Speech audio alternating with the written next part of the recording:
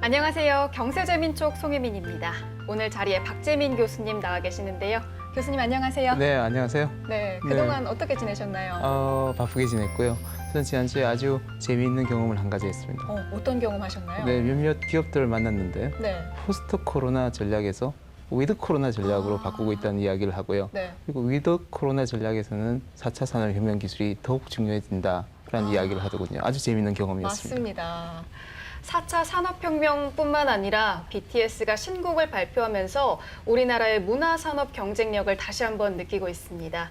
오늘 경세재민촉에서는 국가경쟁력 전문가 모셨습니다. 산업정책연구원 조동성 이사장님입니다. 이사장님 안녕하세요. 안녕하세요. 안녕하세요. 반갑습니다.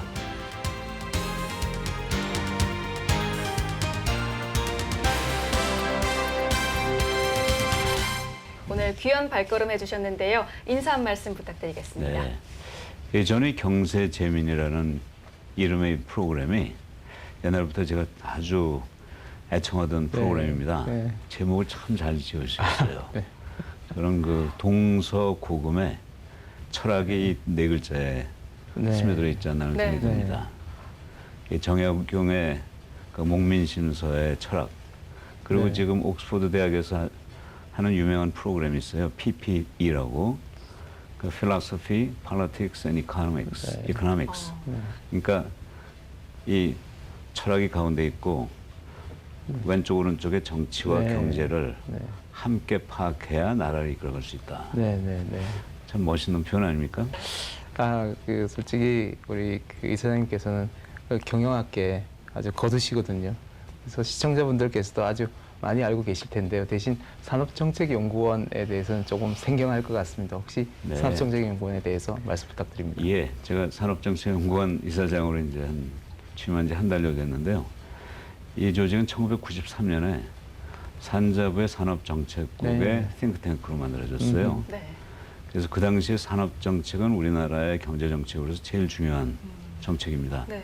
아시다시피 이제 경제정책이 매크로 경제정책이 있고 산업정책이 있는데 그 매크로 경제정책은 이제 소위 거시경제적인 지표, 그렇습니다. 환율, 이자율, 네. 뭐 통화량 이런 걸 가지고 그렇습니다. 국가 전체를 컨트롤하는 거고, 산업정책은 국가 경제를 산업으로 나눠 가지고 특정 산업을 키우고 구조 네. 조정하는 그게 이제 산업정책이죠. 네, 네. 근데 영국, 미국은 소위 그 매크로 경제 정책을 많이 써서 발전했고, 네. 독일, 일본, 한국은 이제 산업 정책을 통해서 발전했다고 해도 과언이 아니죠. 그래서 그런 목적으로 만들어진 조직이고요. 초기에는 이제 한일 산업 정책 네. 비교를 했고, 네. 그다음에 이제 95년에 우리가 OECD에 가입하면서 국가적인 차원에서 산업 정책을 원칙적으로 하지 못하게 했어요. 왜냐하면 그게 다른 나라 입장에서 네, 네, 네. 특정 산업을 지원하면 네. 그 역효과가 나잖아요. 네, 네. 그 다만 그때 지방의 지역의 산업 정책은 권장했습니다. 그렇습니다. 그래서 국가 산업 정책보다는 이제는 네, 네. 지역별로 산업 정책을 세우는 그런 쪽을 초점을 맞춰서 했고, 네. 나중에 이제 지역 균형 발전의 하나의 그 토대가 되는 그런 연구를 해왔습니다. 이사장님은 지난 7월에 인천대학교 총장 임기를 마치시고 이렇게 이사장님이 되셨잖아요. 네. 어떤 소회가 있으신가요? 예, 사실 저는 뭐 1978년에 서울대 교수가 돼가지고 36년 동안 서울대에 있다가 2년 또 중국의 장강 경영대학원에 가서 강의를 했고요. 그다음 2016년부터 20년까지 4년 동안 교수직을 떠난 셈이죠. 그리고 다시 이제 뭐 지금 서울대 명예교수니까 네. 계속 유지하는데, 어떻게 보면 4년 동안 연구와 그 교육에서 잠깐 떠나 있다가 다시 본업으로 돌아온 그런 느낌이 듭니다. 네. 이 사장님께서는 국가 경쟁력에서도 최고의 전문가로 저는 알고 있습니다. 이 국가 경쟁력을 올려야 된다 이런 이야기를 우리가 많이 네, 하는데요. 맞아요. 대신 국가 경쟁력이라는 게 다소는 모호하고 네. 추상적인 개념인 것 같은데요. 이 예. 국가 경쟁력 어떻게 예. 이해해야 할까요? 공교롭게도 좀 며칠 전에 네. 그 2020년도 국가 경쟁력 발표를 했습니다. 네, 네. 전 세계에서의 국가 경쟁력, 그러니까 국가 간의 그 랭킹을 발표하는 기관이 3개가 있어요. 스위스에 2개가 있고 한국에 하나가 네. 있는데, 스위스에는 이제 IMD가 있고요. 또 WEF라는 게 그렇습니다. 있고요. 네. 한국에 이제 IPS가 있습니다. 네. 그런데 그 국가 경쟁력이 이렇게 세계 기관에서 하지만 다 국가 경쟁력에 대한 해석이 조금씩 다릅니다. 조금 설명드리면 먼저 경쟁력 우리나라가 몇 등 했는지가 더 관심 있으시겠죠? 관심 있죠. 올해 나온 발표는 우리나라가 26등 했습니다. 네. 네. 사실 우리나라가 20등에서 30등 왔다 갔다 정도. 하는데 네. 한 20등 좀 초반에 있다가 그래서 조금 밀려서 작년에 25등이었고 올해 26등 됐습니다. 네. 앞으로 좀 올라가야 되겠죠. 네. 근데 이제 국가 경쟁력 랭킹을 매기는 이유는 우리가 어떻다는 과거를 알자는 뜻이 아니라 앞으로 우리가 20등, 15등, 10등, 1등이 되기 위해서 무엇을 해야 되느냐 하는 것을 찾아내기 위해서 이제 랭킹을 매기는데 우선 조금 설명드리면 그 IMD는 국가를 하나의 제품같이 봐요. 네. 우리가 두 개의 제품 중에서 우리가 돈을 내고 사는 제품이 더 경쟁력이 있는 거 아니겠습니까? 네. 마찬가지로 세계적인 기업이 어느 나라에 가서 투자를 할까? 네. 그러니까 내가 그 기업이 돈을 내서 그 나라의 땅과 뭐 그 인력과 물자를 사는 거 아닙니까? 그런 셈이죠. 그러니까 나라를 사는 거죠. 그러니까 다국적 기업, 세계 기업 입장에서 국가를 어느 기업을 살 것인가 하는 차원에서 네. 그 제품 경쟁력처럼 국가 네. 경쟁력을 매기는 데가 IMD입니다. IMD고요. 네. 반면에 WEF는요, 그 나라에 있는 기업이 얼마나 경쟁력이 있는가를 따져요. 해외 투자가가 아니고. 네. 그래서 그 나라의 자생적인 경쟁력이 얼마나 있느냐. 이걸 또 국가 경쟁력으로 네. 평가하니까 두 개가 표현은 국가 경쟁력, 영어로는 보면 이제 네. National Competitiveness라고 표현하지만 내용은 좀 다르죠. 네. 네. 그러니까 예컨대 말레이시아하고 일본을 비교해 보면 그 세계 기업 입장에서 어느 나라가 더 투자하기 좋겠습니까? 말레이시아입니까? 일본입니까? 말레이시아 같은데요? 그렇죠. 그렇죠. 네. 말레이시아가 훨씬 더 오픈돼 네. 있으니까. 그래서 IMD 리포트에서는 네. 말레이시아 랭킹이 더 높습니다. 네, 네. 일본보다. 네. 그러나 일본 기업과 말레이시아 기업을 보면 전체적으로 어디가 더 높겠어요? 일본이 일본이 높겠죠. 아무래도 그렇죠. 그러니까 WF에서는 일본 기업의 랭킹이 높습니다. 네, 그렇군요. 네. 네. 근데 사실 이 두 가지가 국가 경쟁력의 두 가지 측면이에요. 네. 그래서 이 IPS에서는 네. 이 두 가지를 통합해 가지고 네. 좀 선진국 입장에서의 경쟁력, 네. 또 개도국 입장에서의 경쟁력, 네, 네. 이거를 동시에 발표하는 네, 네. 그런 식으로 네. 진행하고 있습니다. 네. 앞서 말씀에서 우리나라 국가 경쟁력 순위가 왔다 갔다는 하지만 조금 밀렸다라고 말씀을 예, 하셨거든요. 그렇습니다. 그 이유가 뭘까요? 그 이제 그걸 알려면 이제 국가 경쟁력이라는 그 일종의 종합 지수거든요. 컴포짓 인덱스 0점에서 100점까지 그걸 어떻게 구성하는가를 알아야 됩니다. 사실은 이런 이해가 잘 안 되는 숫자를 가지고 랭킹을 매기는 이유부터 먼저 좀 설명드려야 되는데 사실은 국가 경쟁력을 가장 잘 나타내는 단 한 개의 지표가 있습니다. 그게 뭐냐면 1인당 소득이에요. 아. 1인당 국민소득 이상으로 그 나라의 경쟁력을 보여주는 지표는 없습니다. 그러니까 미국이 지금 6만 불이 좀 넘었고 한국이 3만 불 좀 넘었고 중국이 지금 작년에 1만 불을 넘었어요. 그게 이제 그 나라의 삶의 지표고 경쟁력의 지표입니다. 개도국의 경쟁력을 높이는 거는 인건비라든가 네. 네. 뭐 자원이고요. 네, 네. 선진국의 경쟁력을 높이는 건 수요. 네. 수요가 얼마나 수준이 높은가. 네. 그 다음에 이 사람 중에서도 이 전문 경영자나 아하. 창업가가 얼마나 그 네. 이런 그 창업 정신을 가지고 있는가 네. 이런 요소인데 저희가 전반적으로 이 선진국이 갖춰야 될 요소를 가지고 있는 건 맞아요. 그래서 우리나라는 참 네. 미래를 향해서 아주 좋은 그 구조를 가지고 있습니다. 그러니까 후진국으로서 갖춰야 될 조건보다는 네. 우리는 인건비도 비싸고 자원도 없거든요. 네. 그러니까 우리는 후진국으로서는 경쟁력이 없어요. 네. 네. 선진국이 그렇군요. 갖춰야 될 조건에선 네. 경쟁력이 있어요. 아, 네. 그 장기적으로 보면 우리는 선진국을 갑니다. 아, 네. 다만 그 선진국으로서 갖춰야 될 조건이 네. 작년에 비해서 우리가 조금 네, 네. 처져서 약해진 거죠. 네, 네. 그러나 장기적 5년, 10년 후를 네. 저보고 예상을 하라면 네. 감히 말씀드리겠는데 우리나라는 네. 분명히 20등 안으로 아, 15등 안으로, 네. 10등 안으로 올라갈 네. 수 있는 구조를 갖추고 있습니다. 네. 코로나19를 얼마나 잘 극복하느냐가 국가 경쟁력의 또 중요한 요소인 것 같은데요. 그렇죠. 앞서서 교수님께서 네. 위드 코로나 말씀을 아, 해주셨는데 네, 네. 위드 코로나, 포스트 코로나 시대의 전망은 어떻게 보시나요? 예, 저는 좀 아까 네. 교수님 참 멋진 표현해 주셨는데 네. 포스트 코로나가 아니라 윗 코로나. 네. 예. 그걸 저는 좀 오래된 세대니까 한자로 네, 전 불가역적 네. 미래를 맡고 네, 있다. 네. 불가요. irreversible. irreversible. 네, 네. 네. 과거로 돌아갈 수 없는 미래로 가고 있다. 네, 네. 그래서 전 정말 포스트 코로나라는 단어 자체가 의미가 아하. 맞지 않는. 아하. 그러니까 아하. 이 네. 전염병 자체는 네, 좀 네. 종식될지 몰라도 네, 네. 그 사회는 계속 가는 아하. 또 네. 새로운 사회가 나타나는데 네, 네. 과거와는 전혀 다른 네. 사회. 그런 그게 네. 더 나쁜 사회가 아니라 네, 네. 새로운 사회고 그 사회에서 우리가 잘 적응하고 혁신하면 오히려 그 새 사회에서 우리가 리더가 되는 그런 시대가 전 온다고 네. 보고요. 재밌는 예를 또 하나 드릴게요. 전 세계적으로 지난 한 2000년 동안에 이런 역병이 수없이 많았습니다. 네. 기록이 되는 것도 뭐 수백 건 되고요. 네, 인구 한 10만 명 이상 죽은 것도 수십 건이에요. 네. 저희가 지금 80만이 넘었고 이제 네. 100만 갈 것 같은데 이런 전 세계 2000년 동안 역사에서 이번에 이 코로나 바이러스 역병이 그 죽은 사람 수로 해서 몇 등쯤 될 거로 보십니까? 그러니까요. 한 100동 정도 될까요? 그보다 훨씬 높죠. 아, 네, 네, 네. 역사상 제일 컸던 네. 그 역병은 1348년부터 1352년까지 5년 동안 네. 유럽을 중심해서 일어난 흑사병입니다. 네, 네. 2억 명이 죽었어요. 네, 근데 그 당시 인구가 4억 7,500, 5억이 좀 안 됐거든요. 네. 네. 그러니까 한 40%, 전 세계 인구의 40%가 죽은 정말 치명적인 네. 병이었죠.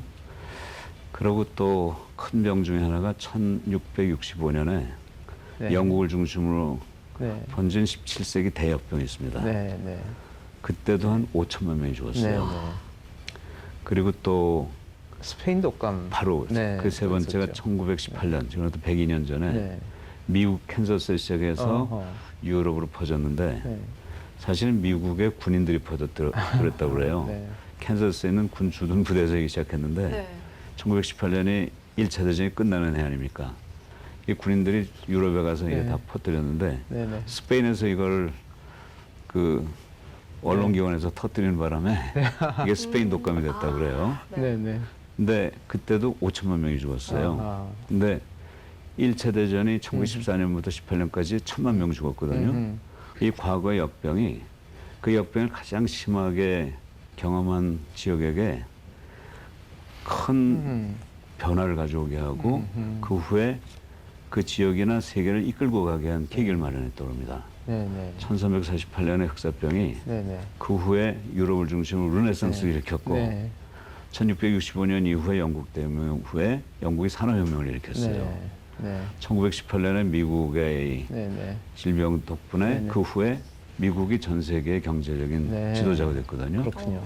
그래서 저는 네. 이번 코로나 바이러스에서 우리가 네. 정말 잘 현명하게 대처하면 앞으로 다가오는 시대를 우리가 네, 네. 경제적인 정치적인 것뿐 아니라 정신적으로 네.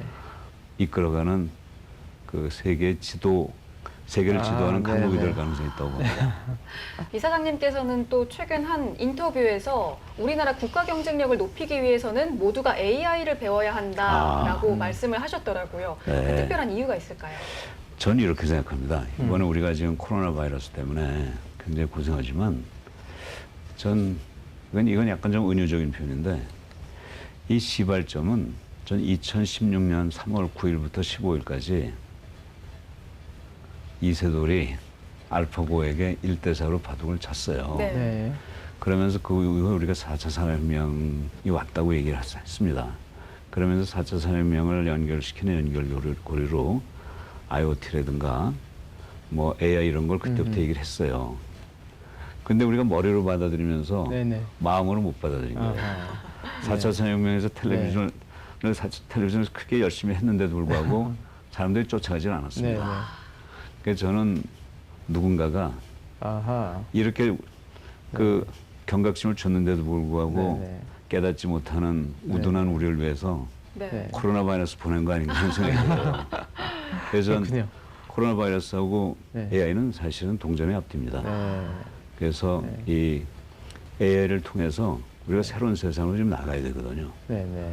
근데 그동안 못했잖아요. 네. 늦었지만 지금이라도 해서 네. 코로나 바이러스는 물론이고 네. 이런 인공지능이 가져오는 새로운 세상에 우리가 대응도 하고 또 선도도 해야 됩니다. 네. 그래서 좀 늦었지만 만일 우리가 4년 전에 이세돌이 코로나 바이러스 저 알파고한테 지는 걸 네. 보고 그때부터 AI 공부를 했으면 대한민국의 경쟁력은 지금 26등이 네. 아니라 네. 15등 안으로 들었을 것 네. 같아요. 네. 이 4년이 굉장히 큽니다. 네. 네. 특히 최근에 미국의 증시를 보면은 무슨 마가 또는 마가트라고 부르는 네. 4개, 5개 기업이 네. 쫙 주도하고 있잖아요. 근데 그 기업들이 보통 그동안 증권시장에서 미국 네. 네. 4천억 달러를 뛰어넘지 꽤 어렵다고 그런 굉장히 심리적 저항선이 네, 있었는데 이거 그냥 최근에 와서 1조 네. 그다음에 애플은 2조를 네. 넘어서는 그런 아주 엄청난 변화를 했는데 네. 저는 이게 이들 기업이 네. 다른 기업보다 AI를 받아들여서 네. 그런 커다란 변화를 일으켰다고 저는 봅니다. 네. 네. 그래서 우리가 AI를 먼저 받아들인 마가트 5개 네, 기업한테는 마이크로소프트, 아, 네. 네. 애플, 애플. 구글, 네. 네. 그다음에 아마존, 네. 네. 5번째 붙이면 테슬라. 네. 네. 네. 네. 그런데 아마 사실은 애플하고 테슬라는 제조기업 같지만 네. 제조기업이 IT 아니고 기업이죠. 네. IT 기업이고 AI 기업입니다. 네. 네. 이미. 그렇습니다. 그래서 제조기업의 한계가 이런 AI 기업으로 지금 이제 파괴가 된 거거든요. 그래서 우리나라 기업들도 또 우리 국민 모두가 다 네. AI로 새롭게 네. 재무장을 해가지고 네. 이 새로운 시대를 선도해야 된다고 생각합니다. 네. 네. 아, 그리고 지금 말씀 들어보면 우리나라 기업들은 AI를 비롯해서 이 4차 산업혁명이나 아니면 위드 코로나 상황에 대비가 되어 있는 것 같은데요. 네. 그래도 뭔가 좀 조언이 필요할 것 같습니다. 네. 어떤 조언? 예, 저는 이제 비교적 우리나라는 좀 뭐랄까 다이내미즘이랄까요? 네. 동력이 아주 동력이 꽤 좋은 나라예요. 그래서 국민들이 변화를 하는 걸 그렇게 두려워하지 않습니다. 이런 변화의 사회에서 우리가 빠르게 움직일 수 있는 힘이 네. 있고요. 그래서 저는 일부 지금 가고 있는데 네. 저는 5천만 명 전부가 네. 네. AI를 그냥 우리 한글 쓰듯이 네. 받아들이고 사용하는 나라가 돼야 된다고 생각해요. 네. 그래서 전 기업에 가서 경영자들과 네. 대화하면 여러분 CEO만 네. 공부할 게 아니라 네. 중간 관리자 네. 뭐 현장에 있는 분만 할 게 아니라 그 회사는 모든 분들 심지어는 뭐 청소하시는 미화원 선생님이라든가 네. 네. 경비실에 있는 분들 모두가 다 AI를 자기 거로 만들어야 된다고 저는 아하. 얘기합니다. 네. 네. 그래서 남녀노소 가릴 것 네. 없이 네. AI를 국민 교육으로 해서 전 국민의 AI 문화가 만들어지면 네. 대한민국은 세계 네. 최고의 국가가 네. 아, 그렇군요. 될 거고요. 네. 그래서 네. 제가 저희 산업정책연구원의 프로젝트 중에 하나로 네. AI 교육을 표준화시켜가지고 네. 전 국민에게 무상으로 제공하는 아하. 이런 프로젝트를 좀 지금 진행하고 네. 있습니다. 또 미중 갈등 그리고 일본의 수출 규제와 같은 대외적인 불확실성을 해소하는 것도 중요한 과제잖아요. 네, 그렇습니다. 앞으로 어떤 노력들이 필요할까요? 예, 참 보통 어려운 일이 아닌데, 뭐 저는 이렇게 생각해요. 이 미국, 중국, 일본, 러시아 전문가가 나와야 된다고 생각해요. 사실 저도 미국에서 공부했습니다만, 네. 좀 과연 제가 미국 경제에 대해서 네. 전문가일까 네. 하는 생각이 좀 네. 들고요. 또 최근에 저 중국에 가서 살고 있습니다만, 살았고 앞으로도 좀 갈 생각이 있습니다만, 우리가 중국을 안다고 생각하지만 가보니까 너무 모르더라고요. 네. 중국에는 55개 소수민족이 있습니다. 네. 그리고 소수민족이 작은 게 아니고요. 그 회교 종족 같은 인구가 900만, 1000만 네. 명이 넘어요. 그러니까 한 나라입니다, 다. 그리고 또 27개 성시가 있고요. 이게 다 개별적인 국가나 다름없습니다. 근데 그러니까 소비 패턴도 다르고 네. 뭐 모든 게 달라요. 네. 근데 우리나라에 아무리 큰 회사, 전 삼성, 뭐 현대, LG도 어허. 마찬가지로 봅니다만 네. 네. 이런 나라를 하나로 네. 보는 거예요. 아하. 네.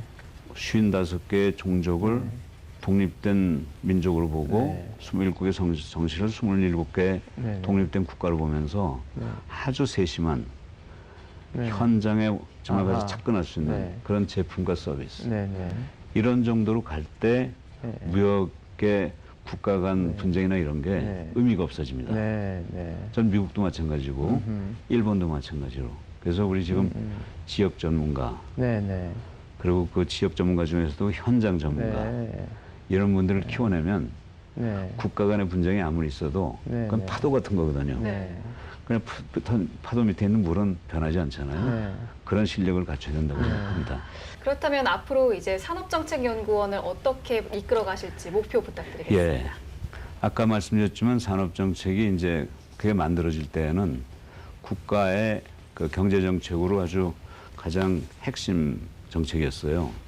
그래서 최근에 와서 이제 산업정책, 국가적인 산업정책은 약간 좀 그 중요성이 좀 떨어지고 좀 지역이라든가 또 그 산업의 경쟁력을 그 좀 배가시켜주는 디자인, 브랜드 이런 쪽의 연구를 하게 됐습니다. 그래서 이제 저희가 국가 경쟁력 연구에 국가 브랜드 가치 평가를 해가지고 네. 지난번 매경에서 네, 네. 주최한 세계 지식 포럼에서 네. 네. 그 국가별로 네. 네이션 가치를. 브랜드, 국가 브랜드 가치를 평가했는데 거기서는 우리나라가 8등이었어요. 네. 국가 브랜드 가치는 꽤 높습니다. 네. 그래서 그런 연구도 하고 있고요. 그 다음에 1997년에 이제 IMF 위기가 있었잖아요. 그 우리나라 기업들이 그때 굉장히 많이 무너졌지 않습니까?